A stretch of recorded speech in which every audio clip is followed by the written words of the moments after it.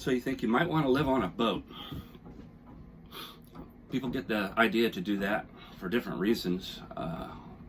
Whether you're like me and you like the idea of the adventure and seeing different places and being close to the nature and meeting cool people that are into the same kind of vibe, you can definitely do it. It's not as easy as you might think. And then there's people who just think it's a cheap way to live. Get a sailboat and just live on it, you know. Well, first of all, you're not going to be able to do that in a lot of places anymore. I'm here in the San Francisco Bay Area, and there are places where they have real problems with bums on cheap, crappy boats that never go anywhere, and they run it for everybody. I understand people. I'll try to be compassionate, and people are down on their luck, and so hey, I'm about to be down on my luck too. You know, it's like old Winnebagos and RVs and things like that. I bought a 1972 Winnebago Indian years ago because I thought it was cool and I thought it'd be fun to go to the beach, and it was. It's great. Loved it. Unfortunately, nowadays, people see you driving something like that around, they just think you're homeless. Maybe got a meth lab going in there or something, and so it wasn't as fun anymore. You just look like a bum. And there's encampments of that all over the Bay Area. You'll see any number of any kind of old RV that you can imagine is out there. How they got them there, I sometimes wonder, and a lot of them, I don't know how they're going to get them out of there.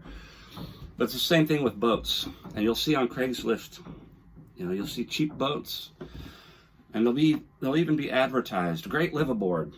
First of all, if that's in the advertisement, and it's like under 35 feet, it's probably not a great live aboard. I mean, we can all adapt to different living conditions, but it's going to get harder and harder to find places to do that, to be on a boat. I'm sure, there's been documentaries about the people that anchor out off of Sausalito, and I know personally that all Alameda is full of garbage barges, and nobody wants that around them. Nobody wants that in the marina, and so they're trying to get rid of people like that, and boats like that are getting crushed all the time. And you know what? If you can't keep the thing operational, then yeah, you're just a bum. So you got to have an operational boat. You got to have a boat that's got the amenities and things that you need to live, and you got to find a place that's willing to have you. And that's kind of why I'm doing this video, is that my timeline for going full-time live aboard on my boat is grown from was diminished. Actually, I thought I was gonna retire in 11 years or so and have all that time to fix the boat up and get it ready to go, do the things that I want to do with it when I have the time to do it.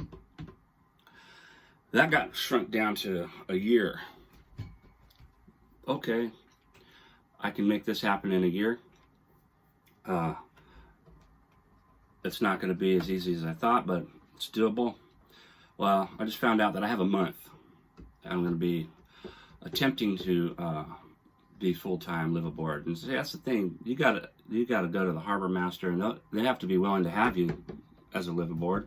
There's probably a waiting list or some kind of approval process. In that regard, I have a bit of an advantage because I've been keeping boats in 2 different marinas, the one I'm at currently, and also used to be at Berkeley.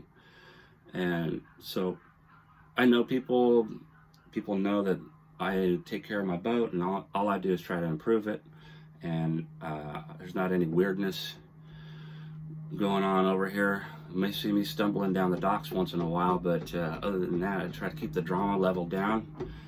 And so yeah, I'm going to try to go full time, and it's going to cost twice as much They charge about twice as much if you want to be a liveaboard, if they'll accept you and let you do it.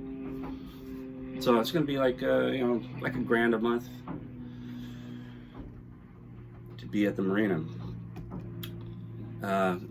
So those are some things to think about.